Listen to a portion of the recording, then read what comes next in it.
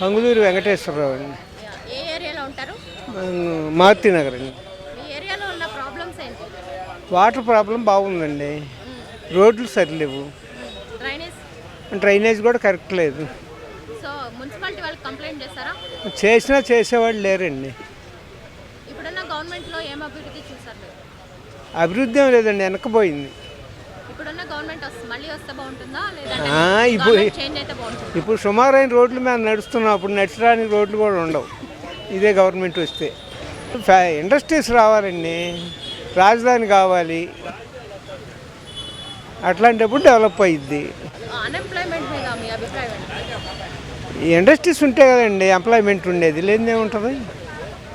So ఇప్పుడు government change అయితే employment ఉంటుందని అనుకుంటున్నారా?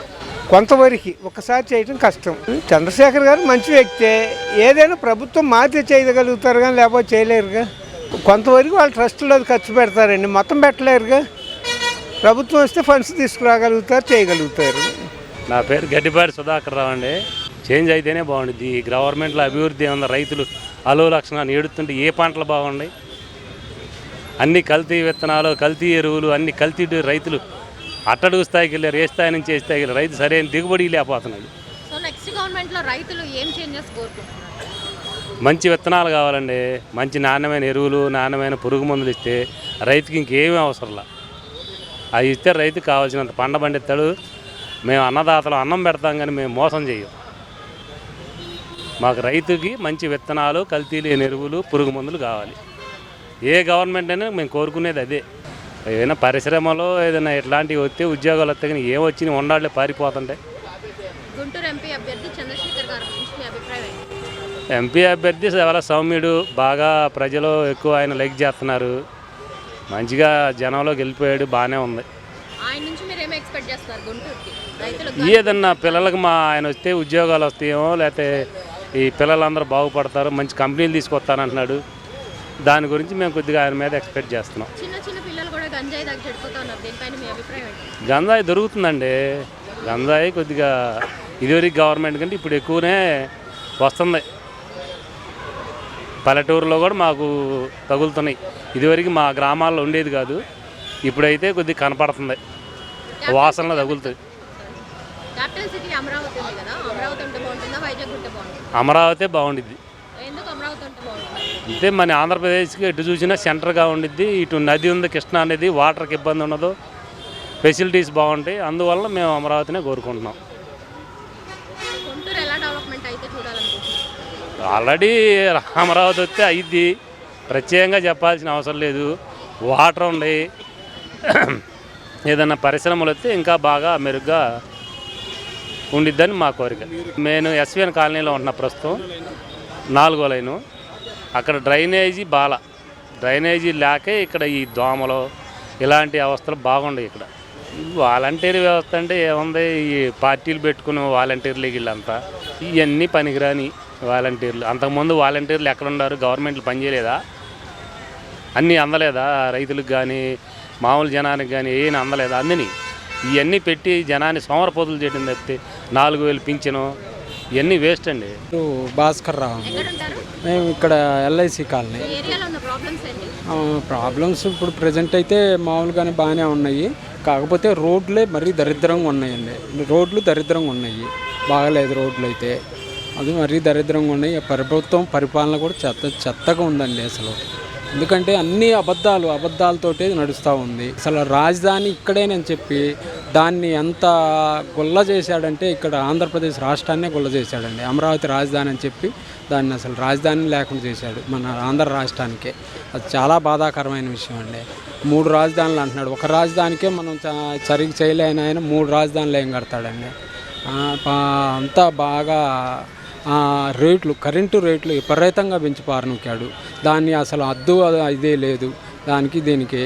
మరి మన మందు తీసేస్తా అని చెప్పాడు, లెక్కర్ అది తీసేస్తా అని చెప్పి దానికి రేట్లు విపరీతంగా పెంచాడు. అలా అన్ని సమస్యలతోటి కూడుకున్నదేనండి. మనకి ఈ జగన్ ప్రభుత్వం వల్ల ఉపయోగం ఏం లేదు. 10 మందికి ఇస్తే ఏదైనా సంక్షేమ పథకాలు అని చెప్తాడు, 10 మందిలో 4గురికి ఇస్తాడు, మొత్తానికి ఇచ్చానని చెప్తాడు. బట్టలు నొక్కుతున్నాయి అంటాడు, అంతా ఒత్తి బట్టలే, దాంట్లో ఏం వచ్చేది లేదు, పెట్టేది లేదండి. ఏదైనా చంద్రబాబు నాయుడు గారు వస్తేనే అభివృద్ధి అండి.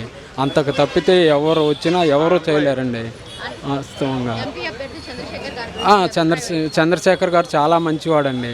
ఆయన మా ఎన్ఆర్ఐ పాపం అక్కడి నుంచి కూడా వచ్చింది. ఎందుకంటే ఆంధ్ర రాష్ట్రానికి ఎంతో కొంత మంచి చేద్దాము, ఆయన అంత దాన్ని ఆపుకొని కూడా వచ్చేసాడు. చాలా బాగా మంచి అభ్యర్థి అండి అతను. గుంటూరులో ఎలాంటి డెవలప్మెంట్ కోరుకుంటున్నారు? బాగా రోడ్లు అది బాగా ఉంటే అన్నీ డెవలప్ అవుతాయండి. అభివృద్ధి అనేది ఉంటేనే కదండి ఏదైనా డెవలప్ అయ్యేది.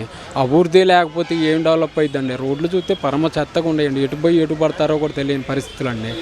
అది పరిస్థితి. బాగా పరిపాలన అయితే చాలా చెత్తగా ఉందండి. ఏదైనా చంద్రబాబు నాయుడు గారు వస్తేనే ఆయన అభివృద్ధి సంక్షేమ పథకాలు రెండు అందించగలుగుతాడు. ఆయన చెప్పిన విధంగానే ఉంటుంది, చాలా బాగుంటుంది. అదండి మరి కూటమి పవన్ కళ్యాణ్ గారు కూడా బాగానే చేస్తారు కాబట్టి ఆయన బాగానే ఉంటుంది. బీజేపీ సపోర్ట్ ఉంది, బాగానే ఉంటుంది అనుకుంటున్నా. చంద్రబాబు నాయుడు గారే వస్తారని మేము ఆశిస్తున్నాము. దాదాపు 150 సీట్లు కన్ఫామ్గా వస్తాయని మేము అనుకుంటున్నాము. రాంబాబు అండి నా పేరు. కొరటపాడు అండి. రోడ్లు మరీ అధ్వానంగా ఉన్నాయి. అస్సలు బాగాలేవు. డ్రైనేజీ సిస్టమ్స్ లేవు. సాయంకాలం 6 గంటల తర్వాత వీధి దీపాలు సరిగ్గా లేవు. మెయిన్ ఈ ప్రాబ్లమ్స్ కనపడాయి. కరెంట్ ఛార్జెస్ బాగా ఎక్కువగా పెరిగిపోయినాయి. కరెంట్ సరైన టైంలో ఉండదు. ఏమీ లేదండి, జీరో అభివృద్ధి అంటే ఏమీ లేదు. 100% 100కి 100 రూపాయలు గవర్నమెంట్ చేంజ్ అయితేనే అంతా బాగుంటుంది. మనకు ఐటీ రావాలి, ఫార్మా రావాలి, రోడ్లు డెవలప్ అవ్వాలి, పోలవరం పూర్తి కావాలి, అమరావతి పూర్తి కావాలి. క్యాపిటల్ సిటీ ఏకైక రాజధాని అమరావతిగా ఉండాలండి. అమరావతి ఉంటేనే మన అభివృద్ధి. అన్నిటికీ centre point of the Andhra Pradesh Amaravati. Unemployment ప్రస్తుతం ఎవరికి పనులు లేవు కాండి. ఇప్పుడు బిల్డింగ్ కన్స్ట్రక్షన్ వాళ్ళకి పనులు లేవు, ఐటీ వాళ్ళకి పనులు లేవు. అందరూ ఈవెన్ నేను కర్ణాటకలో బిజినెస్ చేసుకున్నాను. ఇప్పుడు నేను కర్ణాటక ఉండేది. ఇక్కడ ఏమీ అభివృద్ధి లేక, వ్యాపారాలు లేక, self employment I'm doing in Karnataka, Hubli. Cotton business చేస్తున్నాం అక్కడ. ఇప్పుడు ప్రజెంట్ పక్క రాష్ట్రాలు వెళ్ళిపోతున్నారు. మెయిన్ మనకు కావాల్సింది జాబ్స్ రావాలంటే ఐటీ కంపెనీలు, ఇండస్ట్రీస్ రావాలి. మీరేదో నెలకు 3,000 4,000 ఏ పార్టీ అయినా అది ఇచ్చి జనాల్ని అడుక్కునే టైప్ తీసుకురావడం తప్పితే వాళ్ళ సెల్ఫ్ ఎంప్లాయ్మెంటే లేదు. సంక్షేమ పథకాలు ఉండాలండి కొంతవరకు సంక్షేమ పథకాలు ఉండటం అనేది బెటర్. బట్ పూర్తిగా దాని మీద ఆధారపడితే జనం లైఫ్ లీడ్ చేసుకోలేరండి. వాళ్ళకి సెల్ఫ్ ఎంప్లాయ్మెంట్ అనేది ఇవ్వాలి. వాలంటీర్ వ్యవస్థ మంచిదే, కానీ దాని అధికంగా దుర్వినియోగం అవుతుంది. పర్సనల్ ఇష్యూస్లోకి వాలంటీర్లు ఎంటర్ అవ్వటం, కొన్ని కుటుంబాలు దానివల్ల వాలంటీర్ల వల్ల ఇబ్బంది పడటం ఇది జరుగుతూ ఉంది అక్కడక్కడ. చంద్రశేఖరరావు గారు మంచి నాలెడ్జీ పర్సను, ఎన్ఆర్ఐ, వయసులో ఉన్నవారు. అటువంటి వాళ్ళు ప్రజాసేవలకు రావటం మన గుంటూరు ఆంధ్రప్రదేశ్ ప్రజల అదృష్టం అనుకోవాలి. అటువంటి వాళ్ళకి మనం సపోర్ట్ చేయాలి మేడం. గుంటూరు వరకు అంటే అభివృద్ధి అంటే కంపల్సరీగా టౌన్ సిటీలో రోడ్లు మొత్తం డ్రైనేజీ, ఇన్నర్ డ్రైనేజీ పోయింది, అండర్ గ్రౌండ్ డ్రైనేజీ పోయింది. అది కంప్లీట్ కావాలి. వాటర్ స్కేర్సిటీ ఉంది గుంటూరుకు వచ్చేప్పటికి. సాయంకాలం 6 గంటల తర్వాత స్ట్రీట్ లైట్ అసలు లేవు. ఏదో మెయిన్ రోడ్లు తప్పితే లోపల పక్క అసలు లేవు స్ట్రీట్ లైట్లు. నా పేరు కీర్తి అండి. ఏ ఏరియాలో ఉంటారండి? గుజనగూడలో మారుతి నగర్. ప్రాబ్లమ్స్ రోడ్లు సరిగ్గా డెవలప్మెంట్ లేదండి. డెవలప్మెంట్ అయితే లేదు. రోడ్లు గుంతలుగా ఉన్నాయి. కాలువలు సరిగ్గా లేవండి, నీట్గా లేవు. అమరావతి రాజధాని వస్తే డెవలప్మెంట్ ఉంటుందని అనుకుంటున్నాం. డెవలప్మెంట్ ఉంటుంది, అవకాశాలు ఉంటాయి. పిల్లలకు కూడా ముందు ఫ్యూచర్ అనేది ఉంటుంది అని మాకు ఉందండి. అమరావతి రాజధాని అవ్వాలి. చేంజ్ అయితే బాగుంటుందండి. మంచి వ్యక్తి కొత్తగా రావాలి, కొత్త వాళ్ళు వస్తే మార్పు ఉంటుంది అనుకుంటున్నాం. ఈ డెవలప్మెంట్ అనేది ఇప్పుడున్న పిల్లలకి అవకాశాలన్నీ ఏం లేవు. ఎమ్మెల్యే అభ్యర్థులు రజనీ గారు, గల్లా మాధవి గారు ఉన్నారు. ఇద్దరిలో ఎవరు వస్తే బాగుంటుంది? మాధవి గారు, గల్లా మాధవి గారు. ఎందుకు గల్లా మాధవి వస్తే బాగుంటుంది? ఎందుకంటే ఇప్పుడు ఉన్నదానికన్నా ఇంకొంచెం అభివృద్ధి ఏదైనా జరిగిద్దేమో అని చెప్పి. వాలంటీర్లా లేదండి, అందరికీ ఒకే రకంగా ఉండదు కాబట్టి మాకైతే అభివృద్ధి ఏం లేదు. మాకైతే అక్కడ ఏం జరగలేదు. మనకి పిల్లల ఫ్యూచర్ బాగుండాలంటే డెవలప్మెంట్ ఉండాలి. డెవలప్మెంట్ అంటే ఏదో ఇచ్చారు తీసుకున్నాము, ఇవాళ వరకు అయిపోతే ఇప్పటి వరకు జరిగిద్ది. తర్వాత అయితే పిల్లలు మాత్రం ఏముండదు. ఏ సలహా అంటే ఇప్పుడు వస్తుంది, తీసుకుంటున్నాము, ఇక్కడతో వాడుకుంటున్నాము, అవి అయిపోతాయి, కొంచెం కొంచెం ఇచ్చేది కాదు కదండి. లైఫ్ లాంగ్ బాగుండాలి, మన లైఫ్ లాంగ్ బాగుండాలి, పిల్లలకు ఉపయోగపడాలి, అందరికీ ఉపయోగపడాలి. నా పేరు సురేష్ బాబు అండి. నేను టీచింగ్ ప్రొఫెషన్లో ఉన్నాను. జేకేసీ కాలేజీ రోడ్డులో మా నివాసం. ఈ డ్రైనేజీ, వాటరు ఇట్లాంటి ఈ సమస్యల కంటే కూడా రాష్ట్రంలో ఇంకా పెద్ద సమస్యలు ఉన్నాయండి. ఆ పెద్ద సమస్యలతో పోలిస్తే ఇవన్నీ చిన్నవి అయిపోతూ ఉన్నాయి. సో ఆ సమస్యల్ని మనం తట్టుకోవాలంటే నాయకత్వంలో కొద్ది గొప్ప మార్పు రావాలి. కొద్ది గొప్ప కాదు, టోటల్గా మార్పు రావాలి. ఎలాంటి మార్పు అంటే విద్యావంతులు రావాలి. ఈ జనంలో కూడా డబ్బులు తీసుకొని ఓట్లేసే పరిస్థితి మారాలి. ఆటోమేటిక్గా అప్పుడు ఒక మంచి నాయకత్వం వస్తుంది. ఈ నాయకత్వాన్ని మేము అబ్జర్వ్ చేసిన దాంట్లో ఇప్పుడు పెమ్మసాని గారు వచ్చారు. అట్లాంటి వాళ్ళు అభివృద్ధిని కోరుకుంటూ వస్తూ ఉన్నారు. దాంతోపాటుగా ఉపాధికి మెండుగా అవకాశాలు ఇస్తామని చెప్తున్నారు. ఆల్రెడీ అట్లాంటి విషయాల్లో ముందే చంద్రబాబు నాయుడు గారు ఆ విషయంలో చాలా స్ట్రాంగ్గా ఉన్నారు. అట్లాంటి ఆయనతో మళ్ళీ ఈ పెమ్మసాని లాంటి వాళ్ళు కలిస్తే ఇంకా ఉపాధిలో మంచి అవకాశాలు వస్తాయి. అది మన ఈ యువతకి మంచి ఉపాధి లభిస్తేనే ఎప్పుడైనా అది అభివృద్ధి చెందుతుంది. మెయిన్గా ఇండస్ట్రీస్ రావాలి. ఆ ఇండస్ట్రీస్ నుంచి యువతకి అవకాశాలు ఎక్కువగా రావాలి. ఆటోమేటిక్గా అవకాశాలు వచ్చినాయి అంటే మెండుగా డబ్బులు వస్తూ ఉంటాయి. వచ్చినప్పుడు ట్యాక్సేషన్ పెరుగుతూ ఉంటుంది. ఈ ట్యాక్సేషన్ పెరిగిందంటే ఇన్కమ్ వచ్చేస్తూ ఉంటుంది గవర్నమెంట్కి. ఆ ఇన్కమ్నే మళ్ళీ చక్కగా మంచి అభివృద్ధి కార్యక్రమాలకి వాడుకోవచ్చు. ఆ విధంగా వస్తే కనుక మంచిగా ఉపయోగం ఉంటుంది. అన్ఎంప్లాయ్మెంట్ పెరుగుతూ ఉంది. ఇంతకుముందు చంద్రబాబు నాయుడు గారు ఉన్నప్పుడు స్కిల్ డెవలప్మెంట్ కార్పొరేషన్స్ అట్లాంటివన్నీ పెట్టి చాలా ముందుకు తీసుకెళ్లారు. అవి కొంత కుంటుపడినాయి. అట్లాంటివన్నీ మళ్ళీ ముందుకు తీసుకెళ్లాలనేది యువత యొక్క అభిప్రాయం. అట్లాగే నా ఓటి ఈ ఎడ్యుకేషన్ సిస్టంలో ఉన్న వాళ్ళకు కూడా వాటి మీదే చక్కగా మనం ముందుకు తీసుకెళ్తే బాగుంటుంది. యువతకి గంజాయి దొరుకుతుందంటే ఇంతకుముందు మనం అనుకున్నది. ఎప్పుడైతే ప్రభుత్వంలో కొంత వెసులుబాటు కనపడుతూ ఉంటుందో, అది గవర్నమెంట్లో కానీ లేకపోతే పోలీస్ వ్యవస్థలో కానీ ఇంకొక రెవెన్యూ వ్యవస్థలో కానీ ఎక్కడైనా సరే ఇట్లాంటి ఈ సంఘ విద్రోహ శక్తులు కొంచెం పెరుగుతూ ఉంటాయి. పెరిగినప్పుడు ఇట్లాంటివి జరుగుతూ ఉంటాయి. ఎప్పుడైతే గవర్నమెంట్ సెట్ అవుద్దో ఆటోమేటిక్గా అవన్నీ పక్కకి వెళ్ళిపోతూ ఉంటాయి. సో అందుకనే మార్పు రావాలనేది నేను చెప్పింది. దానికే ఈ పెమ్మసాని లాంటి వాళ్ళు కానీ అట్లాంటి అంటే కొత్తగా వచ్చేవాళ్ళు వచ్చి నూతనంగా అంటే వాళ్ళకి ఇవాళ సంపాదించాల్సిన అవసరం లేదు.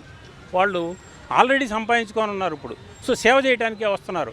అట్లాంటి వాళ్ళని మనం ఎంకరేజ్ చేసి ముందుకు తీసుకెళ్తే ఇంకా చంద్రబాబు నాయుడు గారికి ఒక అడుగు తోడిచ్చి వాళ్ళు ముందుకు నడుస్తారు. చెయ్యి ఇచ్చేసి ముందుకు నడుస్తారు.